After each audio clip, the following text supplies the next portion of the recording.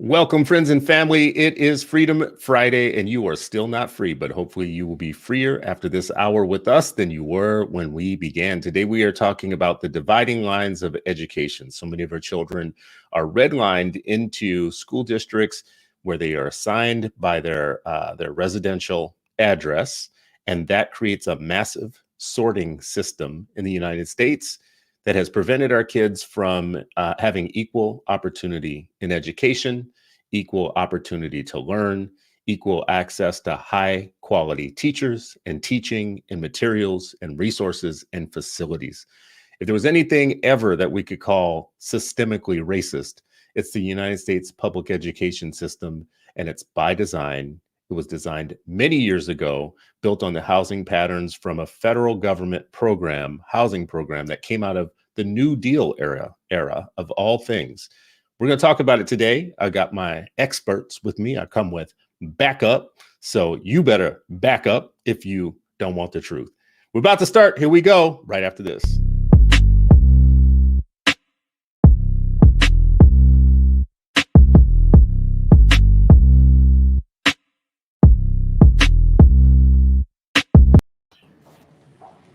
Well, good morning, fam. Everybody's in the house. How y'all doing? Good. Good morning. Good morning. Good to see you. Good morning. Good morning, Dr. Katera Moore. I feel like I should make an intro here, just basically so people to say when I say we come with backup, especially with Sharif's network, it is so deep that Sharif will make a call and we will get somebody on quickly to help us unpack an issue. Today we have Dr. Katera Moore with us. Sharif, do you want to give? I give a quick intro. Yes, a quick intro here. Yeah, Dr. Katera Moore is a geographer, a Black geographer. Tell me how many of them you got in your Rolodex, So for her to be, and if you know anything about like human geography and the study of just macro people, landmass, oppression, racism, as it's been used in that space, she's the expert for you. She's an educator, college professor, and just a dope person all around. So I'm pleased to have our sister, Dr. Katera Moore, on the show today to help us, as you said, unpack this report that was pretty dense and but also enlightening, and it just reinforced so much of the things that we've talked about for years, Chris. I'm going to put a link to it in the comments for people listening and watching. There's a report called Dividing Lines from the Urban Institute. I don't want to say that report is the sole frame for how we should be thinking or talking about it. It's a starting point for talking about it. But there's so much more information, and I hope we get some resources out of you all, Dr. Moore and Sharif, any other resources that you think would make our audience smarter about the issue. Let's give them that too. But we'll just say this Dividing Lines report is a beginning place, right? But in some ways, it feels like we've heard this before. And my response to it as a layperson who's not a geography person, I'm not a quant, whatever, is why are we still talking about this? Why is it still an issue? We have all this progressive activity around education for decades. And this is the one thing that they forgot to get back to, is looking at the lines and the boundaries of how schools operate. So can either you help me understand why we're still talking about this in 2021 when this feels like an old problem? This feels like a 1970s problem or 80s problem. I was just about to say, go ahead, Katera, you covered up. She's like, I don't want to say. Sorry, I'm in public, so I had to step aside. Somebody walk by you. But I feel you.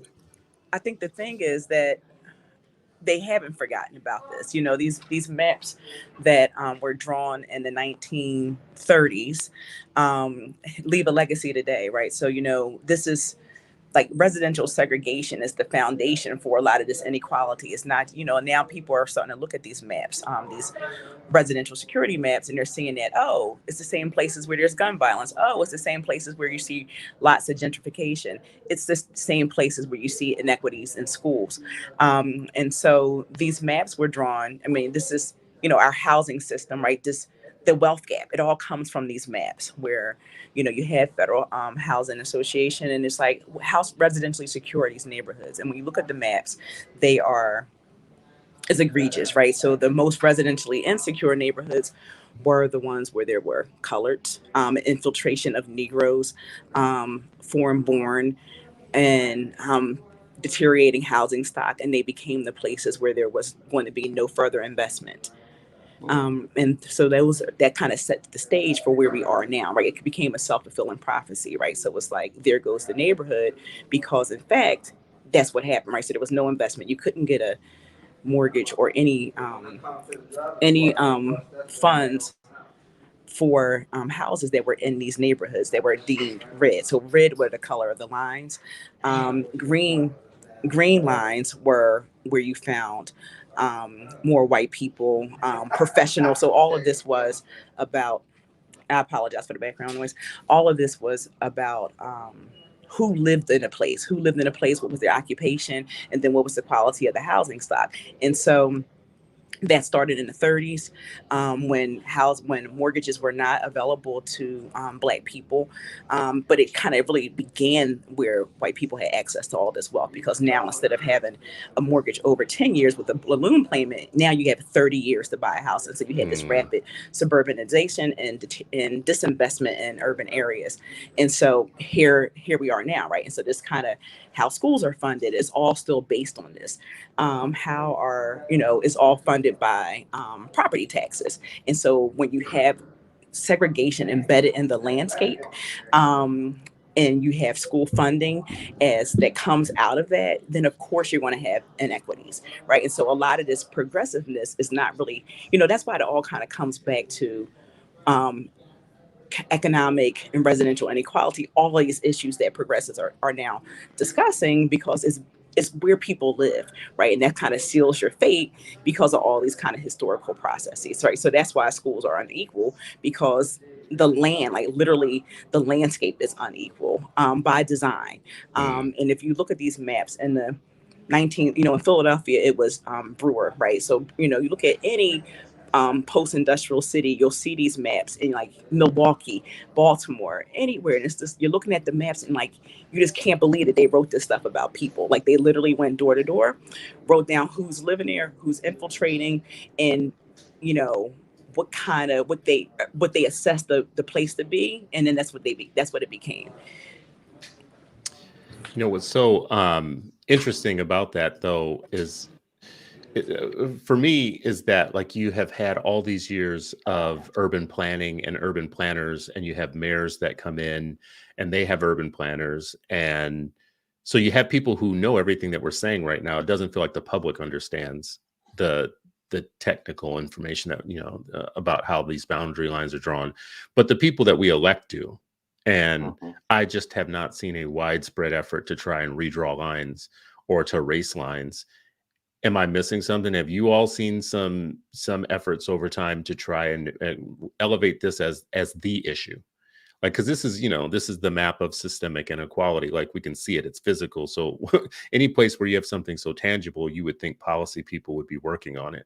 Have there been, in your mind, any efforts locally or nationally to redraw the lines, erase them, to make them more equitable? Yes, I'm sorry. So yes, there have been people, because everybody's talking about this now. Everybody's talking about what the legacy of redlining has been. So we're seeing now. So theoretically, the Community Reinvestment Act was supposed to undo the damage caused by redlining. You have where you have banks were supposed to now put money into these neighborhoods, but what a lot of them did was they put money into neighborhoods by way of check cashing places instead of full-fledged banks. And so now what you're seeing is that people are kind of saying, this is the legacy of redlining. What are we going to do about it? We need to invest in these communities that were previously redlined in order to undo this damage. But you literally have, um, we're talking decades of disinvestment, decades of So it's like the neighborhoods that decline. And now what's happening is it's become the frontier, yet a new frontier for white people to come in and gentrify it. So people are talking about it, but you really would truly need massive influxes of money. And so some of the infrastructure, that's kind of some of this infrastructure, this bill could potentially address some of these things in terms of shoring up communities, but it's like you need to do it from all angles, right? It's, it's not just housing, it's not just schools, it's like all the things that come with a neighborhood that has been intentionally disinvested for, like, what is that, 90 years, like 80 years. And so that's kind of what we're dealing with. That's what we are now. Yeah, I mean, I was just wondering, Chris, to that question, whether it was a matter of people. Yes, I think people have talked about it over the years, but I think their answer is like, oh, we need to invest, we need to bring money, and so we're going to take that from you. You had to be there this entire time. Now we're going to move you out, and we're going to gentrify it. So their answer to redlining seems to be gentrification. And so, like, here's the investment, but it's going to displace you. And we're going to bring in some other folks, and we're going to, as we're doing this, you know what? We're actually going to widen the wealth gap, in this process. We're not going to try to mitigate. We're not going to try to address it. We're going to actually widen it, because now we're going to do this gentrification process. We're going to give you 10 years of tax-free living, but we're going to tax the other folks, the working poor, who can't afford to stay there, who can't get the loans to fix it up, to invest in it, to open up shops. We're not going to do any of that. And so then I also think about, like, have I seen, some things? It's like when I hear about urban renewal in Philly, a lot of times it's about downtown. I'm like, wait a minute, what about other places? And you see this massive investment in what downtown looks like. Because when they were unhappy with what Center City looks like, and the tourism industry and what that might cost, or the entertainment industry with the stadiums, they found money. But when you're talking about my grandmother's home over in the Logan Nicetown section, they said, that your houses in this whole neighborhood is sinking. This was in the 80s when I was in high school. And they told my grandmother, oh yeah, we're going to have to move you out at some point. We're going to have to buy your house and tear it down, blah, blah. Those people are still, they tore down some parts, other parts, and it's not been redeveloped. So it's just like vacant lots, like no investment in it, no nothing. And I get like, oh, the land may be unstable, but you can't tell me there's nothing. You can't even build a park there. You can't even you can't do anything with it. So it's just like, what happens when it's just like a vacant lot? What happens to that space when people can't, don't have the funds and the capital themselves, and then also not getting support? And so you can just imagine blocks and blocks and blocks of neighborhoods. Across the street from my grandmother's house, that's torn down. And her block, they're still there. Then another further block, that's torn down. Then as you and Katera mentioned, when you overlay that with the maps of the schools, that's the same school that my grandmother wouldn't put her 6 kids in years ago, You raise some really good points when this idea of urban renewal. And so this is why I guess it probably was in the 80s where Neil Smith, he was a critical geographer, wrote about gentrification as the new urban frontier, right? So when you think about this frontier where white people were able to kind of just get land all across the nation, urban areas became that because of it's a new version of Manifest Destiny westward expansion, right? It's exactly that, right? Because all these tools, right? So what created the urban renewal was this redlining, right? So you created a space where we, this tear down and rebuild that was always focused on the downtown, right? So that's what you're saying. Like, so what happened in Philadelphia, and then Cleveland, Ohio, I think was probably the largest urban renewal area where federal dollars you were able to use that to if the city invested these federal dollars, then the federal government paid more money. So you were able to kind of get the downtown built up at the expense of the neighborhoods. And then what happened, it was this Section 112 of the Federal Housing Act that that's why we have so many eds and meds in certain places, because it enabled them to now hospitals and universities could invest. And then this is why you see, in Philadelphia, the way that, the University City looks, and Temple's campus. You look in Cleveland, like it's just massive. And you read the articles from back then, it was like, if you remove the Negro element, you will get more research dollars into your institution. You will attract more white people. And so even in Philadelphia, you look at the newspaper articles when they were taking Society Hill, and we all know that Society Hill was a Black community because of the work that Du Bois did. And it was like, we need more white people to invest. And that's what they did. And so when you had during urban renewal time, Society Hill became the first kind of frontier, and we're seeing it now. And this is a frontier now, right? White people can come into these neighborhoods and get property for almost nothing. And like you said, and we lay out the red carpet. Oh, you're not going to pay taxes, and we're going to displace people. So you displace people, not just their housing, but it's their whole social structure, right? So the lady that was down the street that was helping you watch your kids, now you're disrupted from that. The way that you were getting to work, because they remake, and this is what colonization is, right? It's like it comes from the animal kingdom, like insects colonize an area for them, right? And so when you see what happens with gentrification, right now, there's a coffee shop, now there's a dog park, now it's all the things for the new people, and Black person or long-term resident, that you're not welcome there. And we saw that when the guy was barbecuing in the park in California, and the lady told him, oh, you can't barbecue, like, you just got here, like, how do you know what I can do in my community? And so that's what happens, right? So people get displaced, and then sometimes you do see, like, once the people that come in, the gentrifiers come in, maybe the schools start creeping up a little bit, but guess what? It's not for the people that were already there. Like, they make it for themselves while displaced. And so for the city, it's great, right? Because when you look at new census data, like over, like in the next 10 years, you're going to see higher rates of income, higher rates of home ownership, less crime, higher rates of education. All of this stuff is going to be great. But what about the people that got displaced?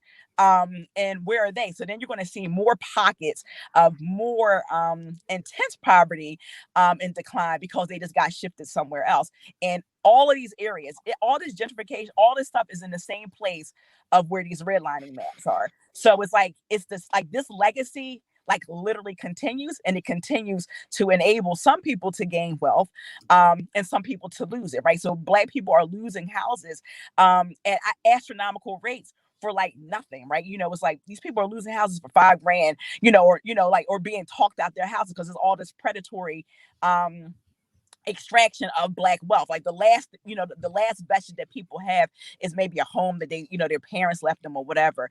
And the stuff is very, it's predatory, and then also we see in some of these areas where you had a lot of predatory lending during the time of, before the housing bubble, where people were refinancing at these very high interest rates.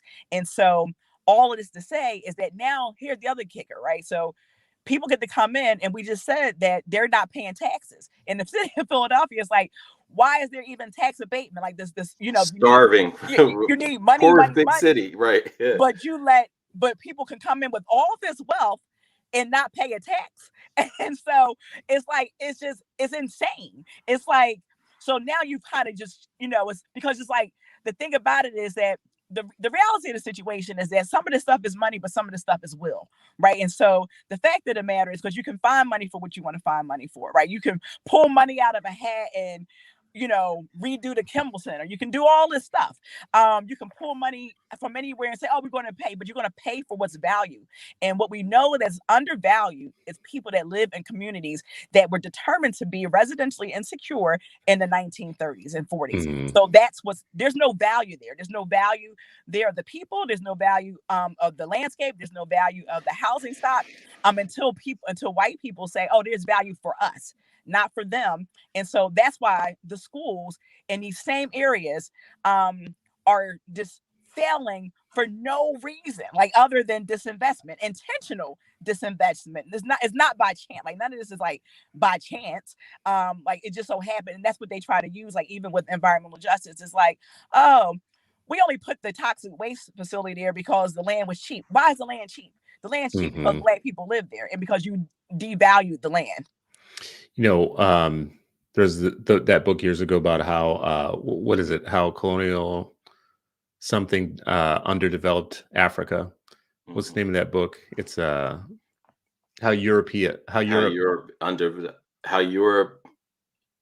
underdeveloped Africa or something Africa or like something that. like that. Yeah. Yeah, and it seems like you would have the same book that you could write about how white America underdeveloped Black America on purpose, like on purpose. Like, so we're having all these national discussions right now at the moment about whether or not racism is systemic. When I say we, I don't think we. I just think that there is a discussion being had nationally about. Well, I don't There's think only there's mean individuals. There's no system there's no system. applied It's to not yeah. systemic. It's just, and that makes it easier when you say that these things are just individual prejudice and you focus on that and individual instances of racism. That stops you from the real serious analysis of how these things are on autopilot because of systems. They're on autopilot because they've been written into documents, and now I think that there's an effort to not have us teach that to kids, not have us learn about it, how they're systemic. No, it's just individual racism. And are you calling me a racist? No, I'm not calling you a racist. I'm calling the system that has benefited your butt racist. And you know that too, like I do. It's like a life insurance policy that keeps paying to you year after year after year and generation. And you trying to act like that policy doesn't exist. Oh no, I don't know where that policy is. It must be in a lockbox somewhere from a long time ago. No. Let me show you where it is. Let me help you understand, because apparently you don't. So this is something we've been talking about the 1930s. We've talked a little bit, so far in this conversation about, how old this is, and it was, embedded in programs. This helps us understand it's systemic. The Homeowners Loan Corporation from the 1940s era programs, New Deal era programs, did a lot to help locations and cities and others determine what is and isn't a good place to live and where investments should go, where money should follow. So if you are living in a historically underinvested neighborhood, it is not by accident, it's by design. And it's not in one city, it's in all cities, and it's in most places. And your government did this. So let's talk about just this one snippet of one of these homeowner loan corporation maps that was documenting the Black population of the Maywood neighborhood of Illinois. And, it gives you a description and a characteristic that tells you whether or not you should invest in Maywood, where Black people live. And it starts out saying this is an old and shabby neighborhood situated about the center village. And towards the end, it says the area is of mixed and rather poor appearance and unlikely to improve, very much due to age and low grade population, of which considerable portion are Negroes. This is fourth grade, which is a lower grade, because of poor prospects and undesirable population. So there's a mix here, and I'm not going to be articulate enough to say it, but that ties melanin to land to wealth, right? There's a set of things here, and that concoction of things persists beyond 1940 on after that and is never corrected. I shouldn't say never corrected, because Dr. Moore, maybe you can tell me if there was a period maybe in the 60s or the 50s or the 70s or the 80s where there were some course corrections, or maybe there's a HUD program that tried to change this, but I don't know of any serious attempts to dislocate or decouple race, land, and wealth from each other. I can't hear you. I don't know if you're on. Okay. Yes. There you are. I'm sorry, I switched to my computer. But in some ways, there was a poor attempt at this, right? So if you look at Hope 6, I mean, I don't know, what part of the country you're in, but there were in the 2000, there was all this kind of tear down and rebuild. They tore down a lot of the high rise public housing projects in the city, and then built this kind of suburban style housing that was supposed to be mixed income or whatever. So there was no concentration of poverty, but it was the same thing. Like what they did was they displaced a lot of people. So theoretically there were houses for sale, houses for rent, and then they did some scattered site development, but they disrupted all these social structures. And so that happened in, like I said, the 2000, that was like the next iteration of urban renewal. But the kicker is that we still have now where like a lot of these. So one thing that happened with urban renewal was that you had blight certification. So in order to do urban renewal, the place had to be certified as blighted, you know, whatever. And so a lot of that blight certification from like the 40s and 50s is what they're still using now to change some of these communities, right? So they're still carrying on the same blight certification because it was the creation of these redevelopment authorities. And they're probably the most successful redevelopment authority was actually a community in Roxbury in the Boston area that became their own redevelopment authority and used the powers of eminent domain to shape the community in their own image, right? And so you have that kind of as a, you know, and to this day, they're continuing a lot of the economic development. But what ends up happening is that economic development frequently comes at the expense of people development, right? So you're focused on the built environment and not the, you know, the social or human environment. And you see that a lot with some of these processes. So that was like probably the biggest mass investment.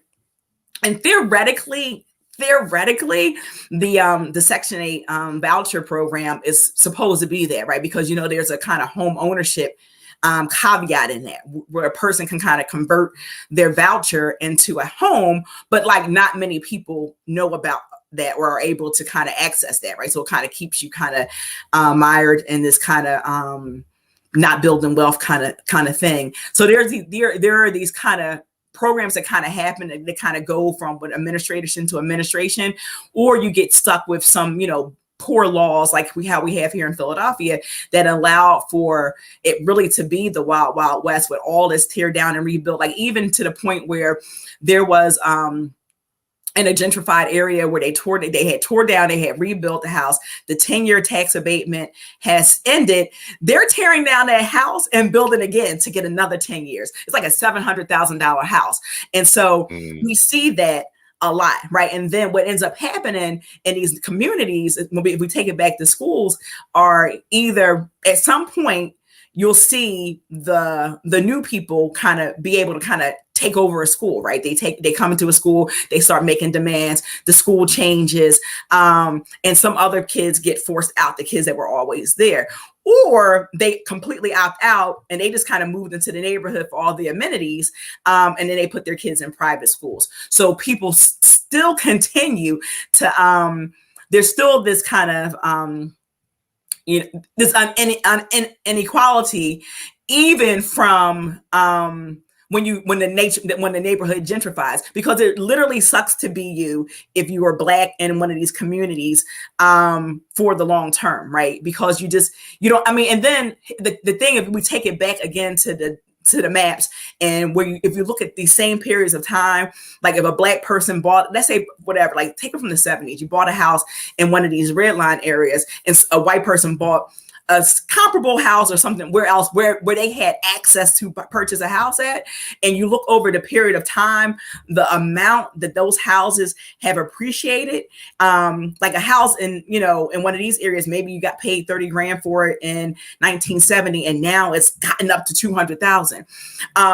In a white neighborhood that, had more access, they might have paid 40, 50 grand for a house in the same period of time. And that house might be worth $1 million because it is appreciated. And so it's like, it's all these things. And they're like living in the best district in the country. Because take Lower Merion, top of the line district. But a lot of those houses, even in the 90s, some of those houses were only $200,000. And now we're talking $1 million homes in the top performing district over the same time frame that we have here in the city of Philadelphia. And so that's, these maps, like, again, it embedded this inequality into the landscape and into everybody's life. Like, so it's not just where you live. Like, you remember how Barack Obama would say, like, oh, your zip code shouldn't determine your outcomes, but it literally does, right? Because it's going to determine what kind of, what's your education, what kind of quality of education you want to get, because what school you're going to be able to go to. It's going to determine maybe what kind of jobs you have access to, right?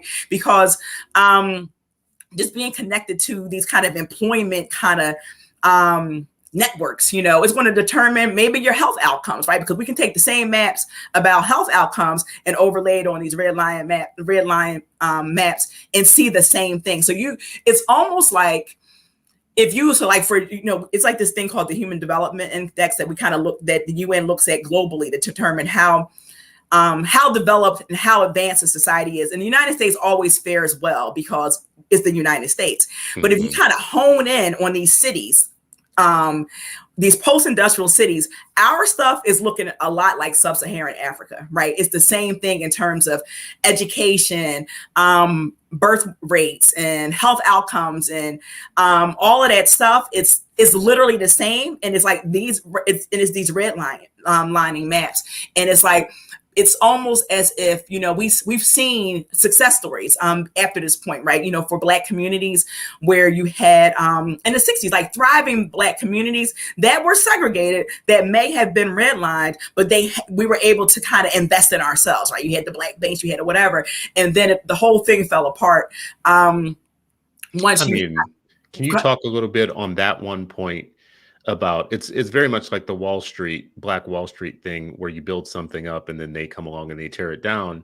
There was a period of time, and help me if you know, because I don't know what era it was exactly with the highway system, though. I know here in Minnesota, like in St. Paul, the very dominant Black segregated community was in the Rondo community of St. Paul.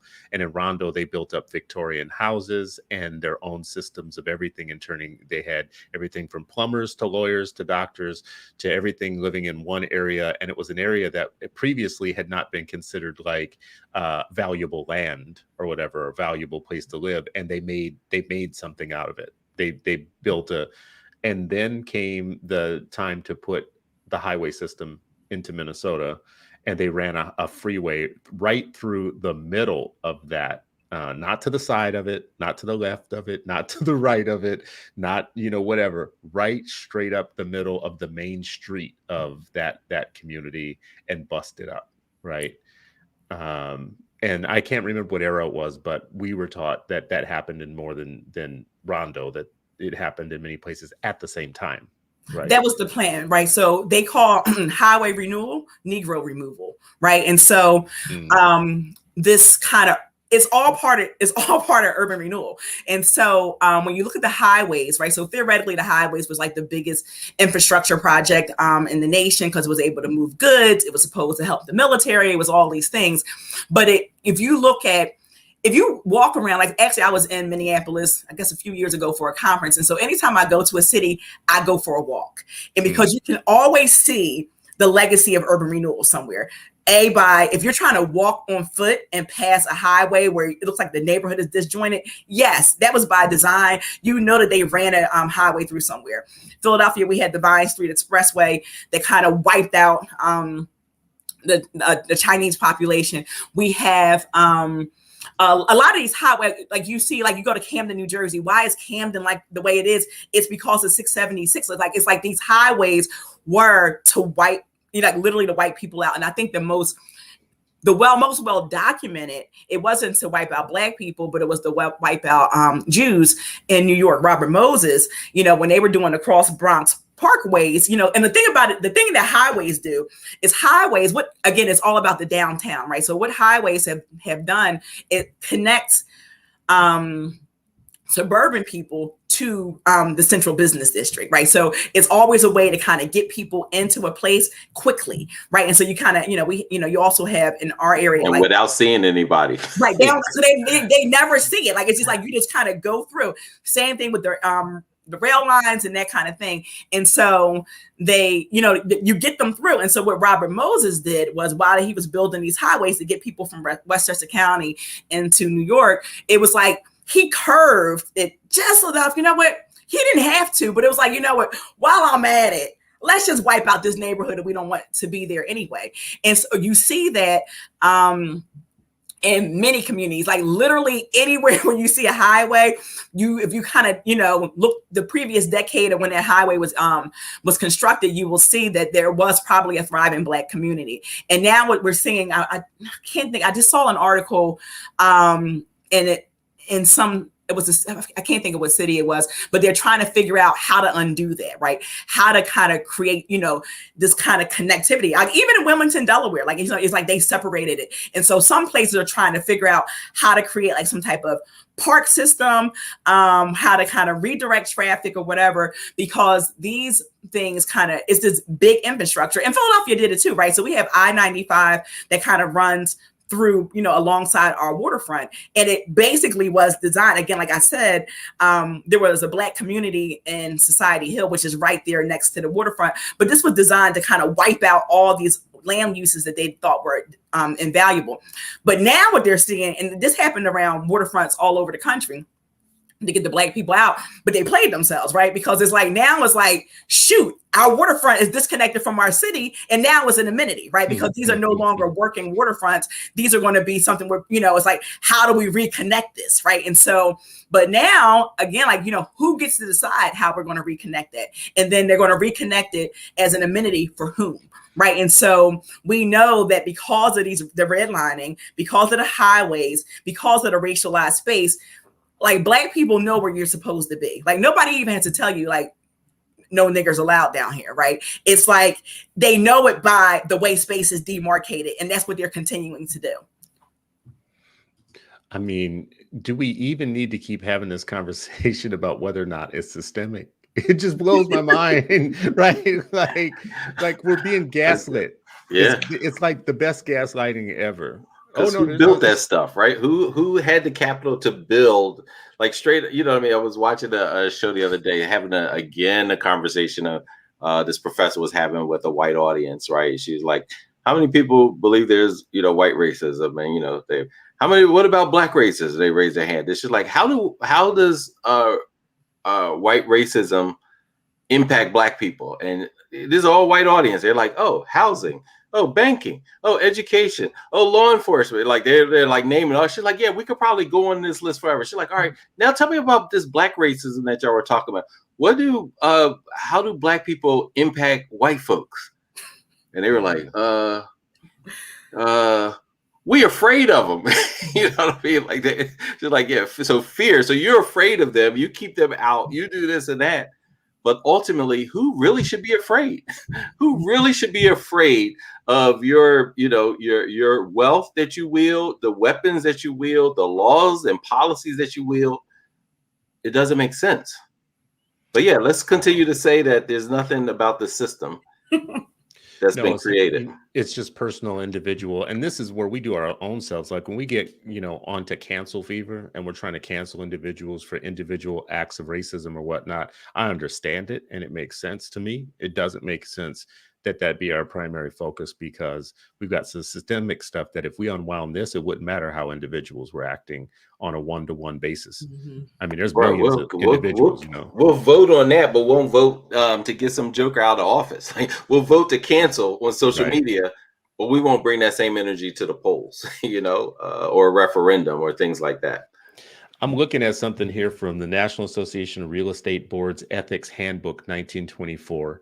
A realtor should never be instrumental in introducing into a neighborhood a character of property or occupancy, members of any race or nationality, or individuals whose presence will clearly be detrimental to property values in that neighborhood. This is, so I don't know if I said that too fast, but basically you guys catch the gist of, you should not sell houses to people who by their presence will lower the property values. And we know that from the previous quote that meant people of color, specifically Black folks.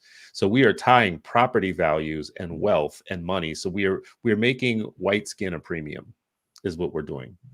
So we're prioritizing, not prioritizing, we're making whiteness a property. It's a property. It's a physical thing. It's a manifestation of wealth, a thing. So when you introduce us to anything, so just our presence, our being, who we are, actually is meant to not be wealthy. It's not to be tied to the thing that generates the most wealth in the United States. And not just generates the wealth, ties it from generation to generation to generation. So, because, mom or dad dies with the house that they bought in the 40s. And that house, you sell it in the 70s or the 80s, and then you make, 4 times or 5 times what they paid for it. And then you buy your own house. And then, rinse, wash, repeat. You do that for your kids. But what I find so interesting about the school part of this, though, is that you're not just making white skin a bankable property. You're making white children a priority by making their schools designed to be within the wealth hoarding zones. So you're making white children a premium, which I think we should all pay attention to right now, because their schools are going to get the best of investments and everything. They're going to have the best services and amenities around them at all times. They're probably going to have the best attitudes in life because they're living in opportunity hoarding zones, right? But even things like policy today, when we're talking about CRT and these things, that was 100% based on no white child should ever feel uncomfortable in their class. They should never go to class and have a lesson that makes them feel uncomfortable about themselves or teaches them any of the stuff we're talking about right now. Right? So for children to be the location of our systemic racism and inequality shows you how it reproduces over years, over years, and over years. So for me, I'm going to ask you guys if you think this is, one solution to me seems attack the borders, attack the borders, attack the borders. You can attack a lot of things, the achievement gap, the teacher prep gap. You can attack a lot of things, and let's keep doing that. But if you're never attacking the way that the boundary lines are drawn in school districts, you're never going to decouple the white skin premium in education and in wealth building from the system. You're going to just keep perpetuating and trying to build a charter school in a redlined area, for instance, or whatnot, which isn't a bad thing to do. Listen, it's not a bad thing to do. But if you can unredline the area and the district and remove the premium of wealth, property, and skin color, you might be doing more.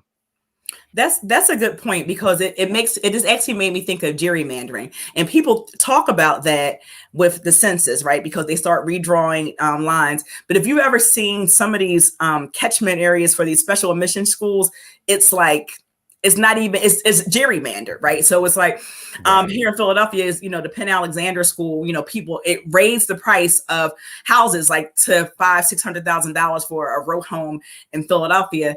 But the lines were like drawn down one side of the block, on this half of the block. It was like like my little 5-year-old scribble scrabble, right? That's what it was. I'm like, she did that?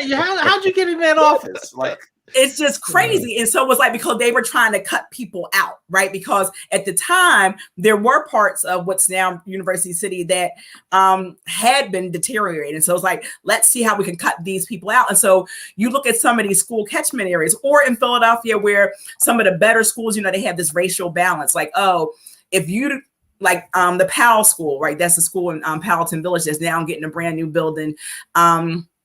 While the rest of the schools are suffering from environmental decline, but that's another story for another day.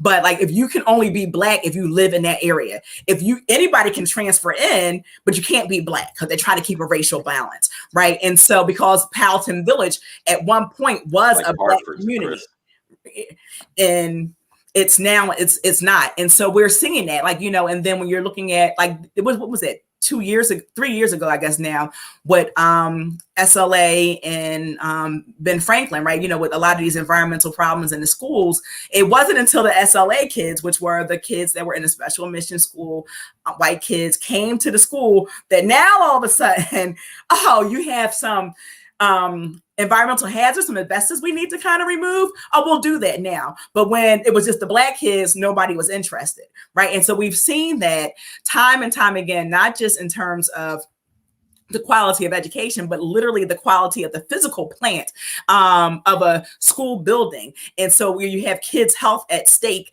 for, long-term impacts, right? And so again, and this ties to where you are and the kind of mobility that you have, because that's the other thing too. Like, when you're locked into a residential area like this, your mobility is severely limited. And I think that a lot of city planners and geographers have looked at this, like, what is a person's activity space? Like, a lot of people are only going to be moving within a few blocks of their home, or with X amount of miles or time. And so that kind of keeps you in all of these hazards, right? Not, it's the school, it's like all of the things. And so it really does come down to where you're born. Like, it really is going to determine your life outcomes, because it's, your housing sucks, the opportunities are horrible, the school you go to, nobody, wants you to learn. It might be falling apart, it might be mold, lead, it's all these things. The books are old, there's no librarian, there's no guidance counselor, so you don't even find out about the opportunities. It's all the worst case scenarios. And you're right, and it kind of ties into really housing, right? It's like literally this residential segregation that we're trying to pretend that doesn't exist in this country anymore because we have integration, is the thing that keeps Black people oppressed. It's because you live in these communities that there's people have just written off because nobody even has to see this stuff. Like, we're all this gun violence. White people aren't driving through there because the main roads, like, Lancaster Avenue or even Haverford Avenue or whatever, or the highway or the regional rail line does not take you through the hood. So you're never going to. They don't see it, but we do see it. Right. So I think some of it might be our focus. What do we focus on as the big levers that we want to pull to make change? And I think, like, in previous generations of activism and in civil rights work and whatnot, people had to sit around and say, what are we going to lift up as the main things we're going to attack? What parts of the system are we going to attack? And I feel like they did a very good job, like in the past. I feel like we might be in a more confused state now about what are the big things we should be attacking. I mean, you mentioned gerrymandering. There needs to be a full-scale assault on educational gerrymandering. Like, we're fighting for all kinds of other stuff in education or whatnot, but we're not fighting the very thing that is assigning us to inferior conditions, right? Yeah. Seems like a big thing to fight. Don't get me wrong on the criminal justice stuff. I think it's important, but I think if you're going after individual police shootings rather than what you just said, like your health outcomes, the water you drink, the lead you have in your system, your kids are being given so much lead in their water that they can't be remediated, and it's increasing special education needs in some communities by 300%, 400%, 500%. I think an individual police shooting is very important to pay attention to, but I also think the poisoning of your entire system of children is equally as important, and that is coming from the gerrymandering that continues, the redlining, gerrymandering, the systems, the boundaries, the places. Your place is being designed for you. That you didn't just end up in that place by accident. This isn't just your zip code. And I would like to refine this thing about your zip code determines your outcomes. I think your outcomes are determined a lot by what you take agency to do also in life, but I do think your zip code determines the investments that are made in you, and the challenges you're going to have. You tell me your zip code, I can tell you some smart person can tell you, some smart person can tell you in this zip code, this is what the investment's going to be, and this is what the challenges are going to be. Now, what you do with it is up to you, right? Like go ahead, Sharif. I see you jumping in. No. I mean, I think it's right on that thread. I stopped because I wanted you to finish that thought, because I think it probably could be a very just an analysis of, as you said, some smart folks were like, here's the investment, it's minuscule. Here's the agency that you're going to have to exude. Like, here's how much on your game you're going to have to be. If you're in this zip code, it's so much investment. Like, you could be, you could be an okay parent. You could be like whatever. In this one, man, you better bring it. You better bring it with your aunts and uncles and grandparents and everybody better be all in on supporting that child, because your safety net is nil, And then the other one, you could be a little lackadaisical. You could take more risk. You could be more, like, oh, let me just go explore. Let my kid explore. Where the other one, and it goes back to, I think it even connects to Hillary Beard's work around parenting. Like, hey, in this one, if you are a little lackadaisical, she did that quadrant of, and for Black girls, for example, any parenting besides neglectful can be okay. Like but for Black boys, the best one to be is authoritative. A strict authoritative is what's going to happen, right? And so if there's some similar quadrant for, as you just described, of low investment, and then here's the parenting and communal style that's going to be most effective, because the output is just going to be crazy. And I think that also adds to, and here's what your racial stress level is going to be, because that type of vigilance, all the time hypervigilance, it has an impact on you, because as a human being, that's not how it's supposed to be, because it's supposed to be a communal experience. Being in society, being in community, being united in the thinking about the value of a child. But if you're in hostile territory, which we are as Black people in America, like, you don't get that luxury. You better be vigilant. And yes, that means adding the racial stress to your to the levels of your bloodstream, to your psyche, and to your whole existence. I actually believe this is the conversation to be having right now, right? Like our mind state, you just said psyche of our existence, all of that stuff is connected deeply to this weird combination of land, boundaries, rules, whatever, and that's the system. These are systemic things. So I think our movement should be about systemic things. I think our strategy should be about systemic things. I'm looking for answers to solutions. So I want to point our attention to this this proposal. It was a study, and it's a proposal, and it's and here's an article about it from Dr. Preston Green and Dr. Bruce Baker. These are two people that focus on school finance and how school finance is inequitable. That's like 100% of their scholarship. This one is about how reparations can be paid through school finance reform. I think there's some novel recommendations in here, but I have questions. As a layperson, I'm not a scholar.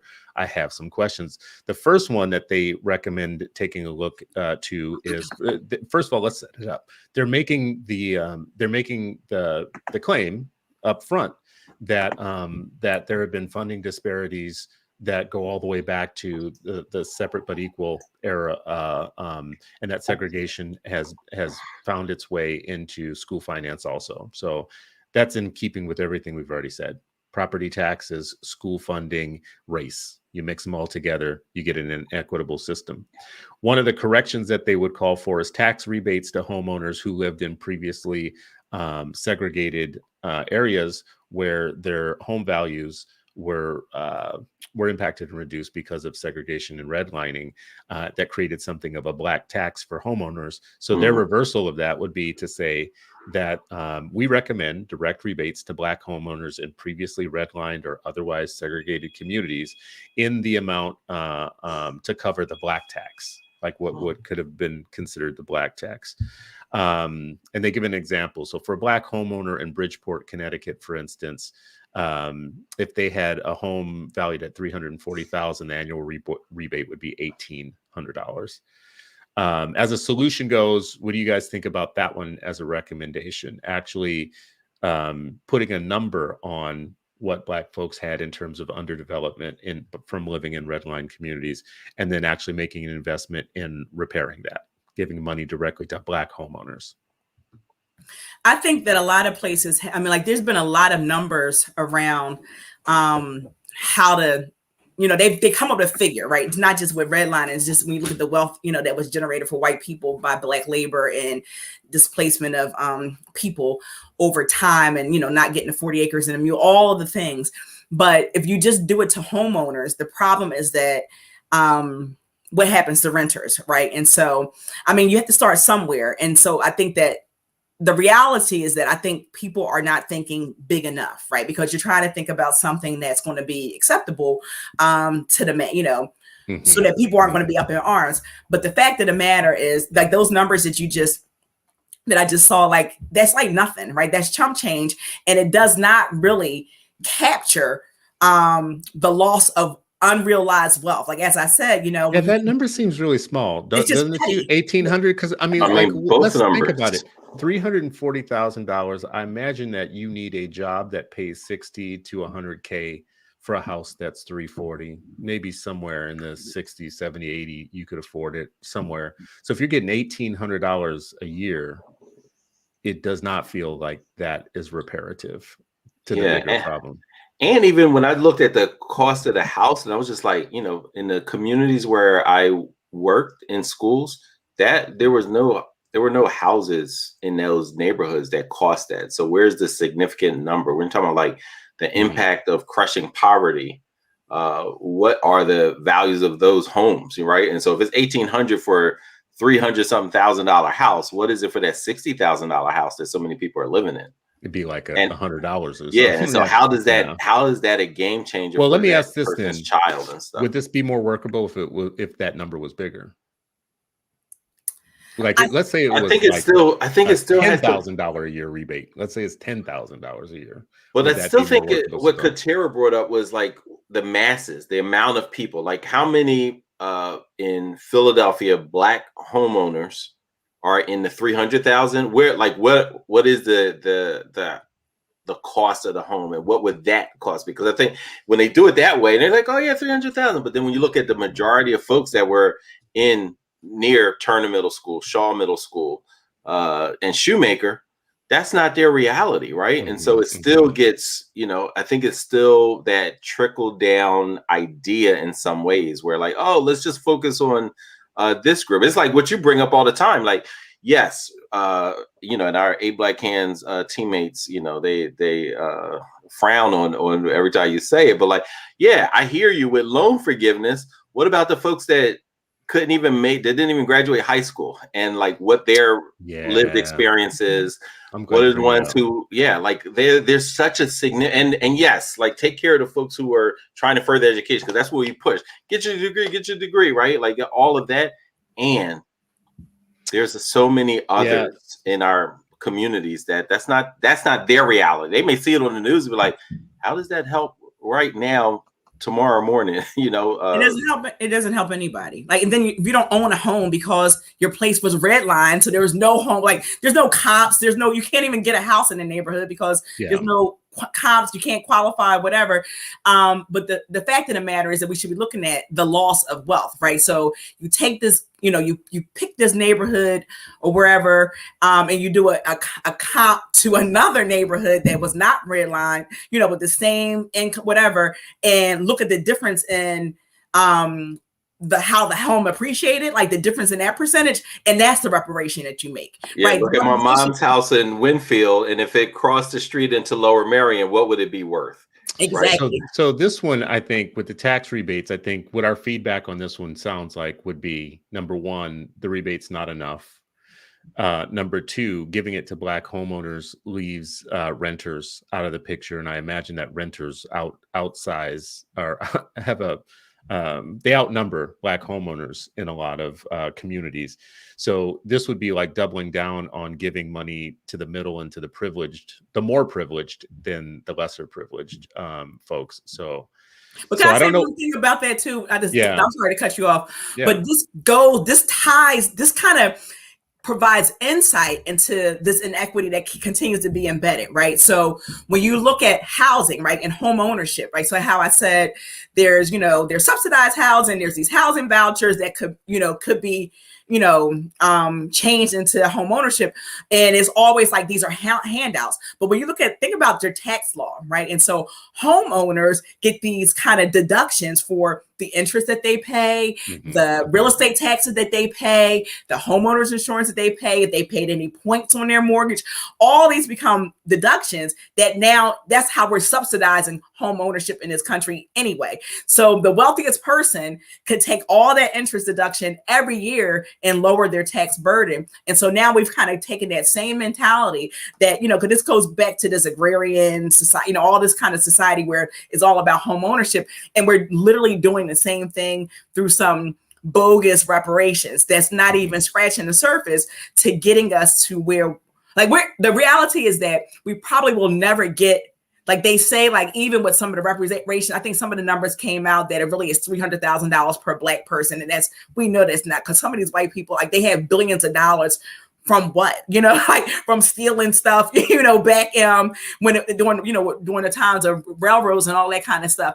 And so we're never going to crush it. It's even if we did reparations now and it said, okay, clean slate, everything's equal. We're going to do equal schools, we're going to do all this stuff, because all this stuff we are talking about is like symptoms of this larger problem, right? So the problems in the schools, how you're kind of saying like we should be looking larger for some of this movement and stuff. It's like all of this stuff kind of goes back to the fact of the matter is that Black people are less than, and we can't have nothing, right? So that's really what it comes down to. And so, well, the point of origin for and this is like important for activism and for focus, for movement focus, if you like try and trace an issue back to its roots and its root causes, everything that we're talking about in this today are the systemic places where you can go back to and find it. Like if I wanted to find out how all the downstream health issues and, you know, loss of wealth and all that type of stuff that create higher rates of hypertension and lower birth weight and all of these type of things, if I wanted to go really upstream, I would find them in places like this, and then I would attack them. I would attack this place. I love what you're saying here, because I think this is good feedback for Dr. Green and Dr. Baker to socialize these ideas that they have with folks like us and others to say, can we talk about maybe what are you thinking about what this does for people who rent? What does this do for the landlord system? What does a $1,800 a year tax rebate to somebody who has a $340,000 house do for the person who has a $8,000 a year income and is renting on Section 8 somewhere?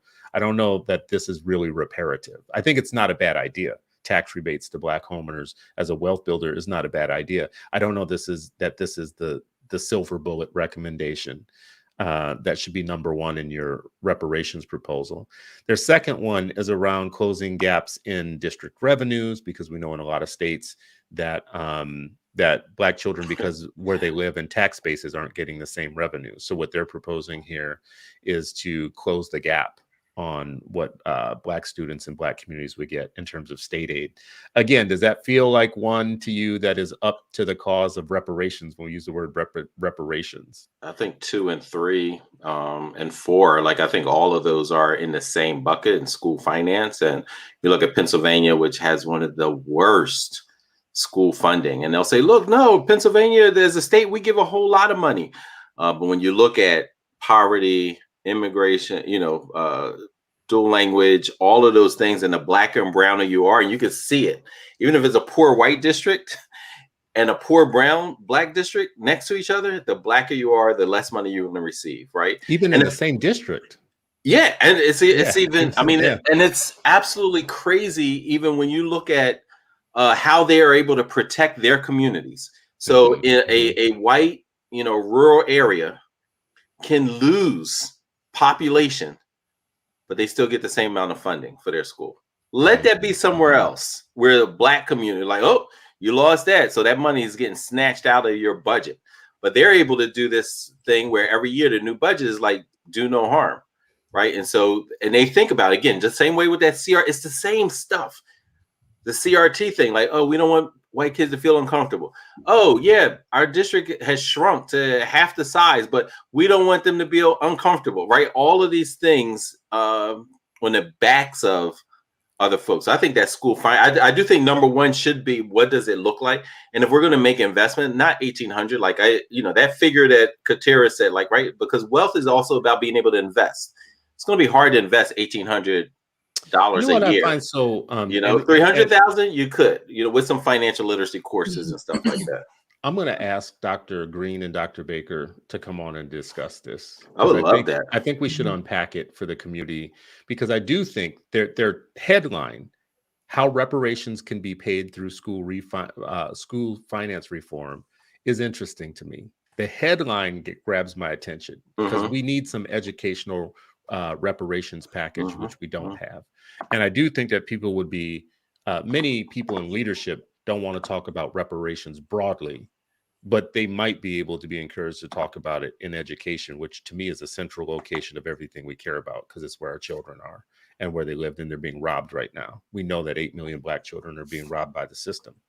But if you're going to call it reparations, it seems like it would need to be a bit more ambitious than talking about tax rebates for homeowners, maybe a $1,600 gap closing of per pupil income. I mean, $1,500 per kid, that's a lot. That's decent, but I don't know, it fits in the scheme of reparations. The other things that they had here, change how race factors are in school aid formulas, eliminate racism in school finance formulas.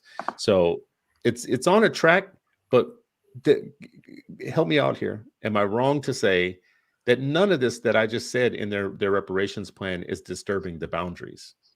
It's not. And They're the trying to make it lines. palatable. Like they want to, because they want to. A lot of times people propose stuff that's passable. Like, oh, people won't complain too much about this, but it's like it needs to be bigger, right? And I think that this goes back to what Sharif keeps saying about white people's comfort, right? So white people are uncomfortable with reparations, so you can't propose something bigger than $1,800, or white people are going to be uncomfortable, as you said. So we can't talk about CRT, and this white discomfort is what keeps it like. White people are uncomfortable with the fact that Black people might have land. And so when we had Reconstruction, it's because white people were uncomfortable. White people are uncomfortable with Black excellence. Then we have the Tulsa race riot. You know what I mean? Like, so it's this all this kind of where every move that we got to make in this country is about. Let me just calm down a little bit. No, don't. Get hyped. Get hyped. You're on the wrong show to calm down. Every move we make has to be to make white people comfortable at the expense of Black people and Black kids. So it's like, as long as that's the barometers, white people can't be uncomfortable, then we're never going. It's like it's a lose-lose, because we have seen through history that they're never comfortable with any Black, because uppity Black Negroes, they got to be, whatever we get, like that's going to be a problem. And so let me ask you this though: do you think that part of it too is that people are making the calculations of what they can pass? Yeah, that's what it is. It is like, can we, people can we get this through? Because right now we're not getting anything through. So, I mean, maybe in some cases it's like, can you get baby steps through even then? Right. Like, it beats a blank. Like, because even these might add up. This is why I'm interested in having Dr. Preston and Dr. Baker on to talk it through, because they are very policy focused and research focused. But I'm wondering if they think that these are small things that you can introduce into the system and get passed that would have a big impact, like almost like a clever strategy, like these little bites. If you actually did them and got them through, would have that maybe research would tell us they have an outsized impact that I'm not seeing, that I wouldn't be able to see without seeing the data and the research. And even if I saw the data and research, I don't understand it enough to know whether I believe it. Feels small to me. And the thing that I want to see happen is that we change these boundaries and we change the lines. Like, I had a PhD once tell me that the fairest way to enroll kids into schools is with an algorithm, a computer algorithm that gave people no choice of like where they were going to go to school. And if you put an equity algorithm into assignment, just basically said, we're going to place people in a way that takes everything we just said into account. Like, we're not going to have opportunity hoarding or whatnot. First of all, everybody would abandon the public education system right now, because a good number of the people who stand, I'll go to public schools, I'll go to public education. The reason they love it is because they're living on one of the privilege islands. They're living on one of the islands of privilege, Yeah. right? Yeah. And if you had an algorithm that took that away from them, that said, no, we're going to distribute kids, teachers, resources, and everything in a way that the computer algorithm, that's an equity algorithm, tells us to do, they would abandon these schools. You're talking about right now, the Great Black Migration is like the largest, migration of people. You would see that trumped by the white folks. The Great White Migration, like, you thought suburban flight was big, man. You know what? Private schooling would be, that would explode, right? Yes, Catholic schools wouldn't be talking about we're losing money. The suburban rings and the X rings and you know what? This is the other thing. So, because you guys are making me hit on a couple of points with their proposal, we have to ask why questions. Why instead of giving me an $1,800 rebate, why are schools funded by local tax properties in the first place? Yes. Why? We know why. We already why isn't that just the state? So a radical proposal would be, no, the state pays for education, not your local tax, because local taxes is inherently inequitable. And if you see a suburban district, like, up it and say, oh, we got all these mansions. Lower Merion's like one of the wealthiest places, Montgomery County, like all of that, and you see them up it, your state responsibility is like, you know what, we are balancing that because we're up, right? Like, and it has to be some kind of way, right? You go to these places, and we've talked about this, like, nobody knows this more than the science club. I remember, and I knew it in, essentially as a kid, but when I was in the science club and Miss Barnes took us wherever she took us, and we saw that school, and there's science labs, and then we were just like how? Like, and of course, I didn't know about I just knew like, oh, white folks usually get better stuff institutionally. So I knew that as a concept. But as far as then later on as an educator to see like, oh, here's the difference between per pupil and everything else, like that was, it just explained everything. So I like your question of fundamentally the why, and even the why applying to the thing. Like, okay, if it's 1800, why? What exactly does it mitigate? You know what I mean? Like, what exactly are you trying to address? And does that do that? I actually think we're going to have to continue this conversation. Dr. Katera Moore, will you please come back? Sure. Yeah, I didn't even realize what time it was. Appreciate that. Not at the drop of a dime's notice next time. Like, next time, no. Literally 5 minutes. I had like 5 minutes notice. I was coming out of the doctor's office. And you provided so much light and sunshine on this issue.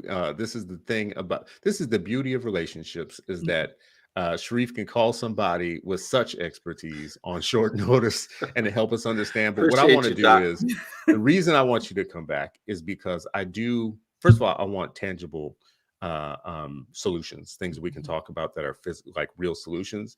And I would love to bring Dr. Baker and Dr. Preston back to give a good reading of their actual proposal, and to have you and Sharif and us discuss like what thinking big would look like, so that we could clarify. For me, honestly, we hit it in this conversation, but I don't think that's the end all be all of discussions. But in terms of gentrification, redlining, we have to ask questions like, who has the power to do that?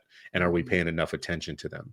And when I say paying attention, I mean, are we helping them either do the right thing or leave? Like, are we helping them to understand the truth as God would have them understand it? Or are we helping them understand unemployment? Because our leaders are doing this to us right now. Our so-called leaders, our elected and appointed officials, literally have the power to determine how these lines are drawn. And they're drawing them in ways right now that's killing us. Mm-hmm. They're killing 8 million Black minds. They're killing the parents of those 8 million Black minds. They're zoning us into low birth weight and lead in the water and health outcomes that nobody wants or wants to have, and to a continuation of melanin, the connection between melanin, land, power, and wealth.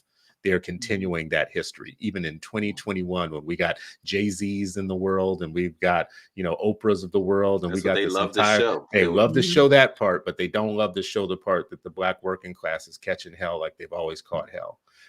And that should, by design. It's by design. Thank you. Absolutely by design. So we need to undesign some things. Right. That's what our movement needs to be about. We need to get out of these silly battles about whether or not Ariana Grande or somebody said something racist that we need to cancel her for. And we need to start canceling these lines, start canceling these boundaries and these people who draw the lines. Any final words from you two on, to our people who listen and watch, our family who love these discussions? What's the Black message on a Friday from y'all? Look at that. Put you on the spot. Put you on the spot. I mean, I think that really is just really becoming aware of your place, right? And so when you're looking at something, I say like unpack the symptom, right? We look at the symptom and then like look at the body, like see what's going on in your community. Like ultimately it's if you live somewhere, you have to kind of know what's happening here, and then how can you who can you hold accountable, or how can you, really get involved in what's going on? It might be in the political process. It might be with land use, with your city planning commission, with zoning, or with your school board or whatever. And it's really just to kind of figure out who's making the decisions and then how you can hold them accountable, or how you can in fact become a decision maker. I think that's truly the key, because a lot of this stuff like we see, and it can be overwhelming. Like, when you have, like the school situation is just, it's heartbreaking. And it's like, what are you going to do? And so kind of thinking about where you can take action, but in order to take action, you have to kind of know what's happening on the ground. And then I guess kind of lose the distractions of all this other crap that's happening on social media and pay attention to, the real things. So that stuff is a distraction designed to keep you off task of these bigger issues. I love that. Thank you so much for coming on today. Sharif, you have any final words for Black World? Now, I definitely double down on the idea Dr. Moore talked about with distraction. And I like your earlier comment that I've really been haven't stopped thinking about, Chris, was really, what are the goals? Like what, if folks were sitting in a church basements and coming up, here's the most important lever we can push and challenge, and we're going to do it all these different angles. What is that today? And I think particularly, how do we do that in a way that centers uh, Black children and Black students in particular? And what are those levers? What are the 2 or 3 things, no matter what? If you still want to do the social media, Ariana Grande, whatever, like, okay, fine. But that's maybe 10% of your time. 90% is on this other thing that we are all agreeing upon. And ever since we started talking, I can't get this one image out of my mind, is that you never see that famous painting of Manifest Destiny. You got the white angel floating above the covered wagons and all that kind of stuff. That's what a lot of this reminds me of. Like, it's always been protecting white space, white privilege, white power, white wealth. And now that's just being, you see it in so many different instances. That's what it is. And to hell with everybody else's kids is what their policies scream. And so that's where we just can't ignore that. Like, we got to get these policies, and as you said, recreate them. I love it. Thank you all for coming on today. Thank you to our friends and family who've been watching, our normal viewers. And by normal, I don't mean normal in affect, but I mean regular, coming back to us again and again and again. You all are so important, because conversation, dialogue, action, plans, information, all of this stuff is the movement. That is what we need to be engaged in on a regular basis. 8 million Black children, 13 million brown children, and many more children in poverty and in other circumstances are not getting the best out of our systems. As adults, we need to use all the brains and the mind that have been given to us by nature and by God to put on the problem in the best places to put it in the problem. And right now, what we talked about today is much clearer to me than arguing about single instances of racism. We have an entire system to dismantle, and we can't do that without knowing the blueprint. Show me how the system is designed. Show me where the lines are. Show me the boundaries, because I can't dismantle what I don't understand. So let's start understanding these things. Let's start looking to experts like these, who spend their time, energy, and educational lives with a bunch of fancy book learning. Ha ha ha. See how I got that in there? A bunch of fancy book learning to understand these things, because the rest of us need to be looking at them like oracles and sages. Like, when you went and read on that, tell me what you discovered. That's what this is about. So thank you all. This has been another episode of Freedom Friday, and you are still not free, but hopefully you are freer after an hour with us than you were when you began. We will be back next week to discuss to continue the conversation that we have every week, which is, how do we free the minds of our 8 million Black children? Thank you all so much for watching. Please, if you like the show, share it with a friend.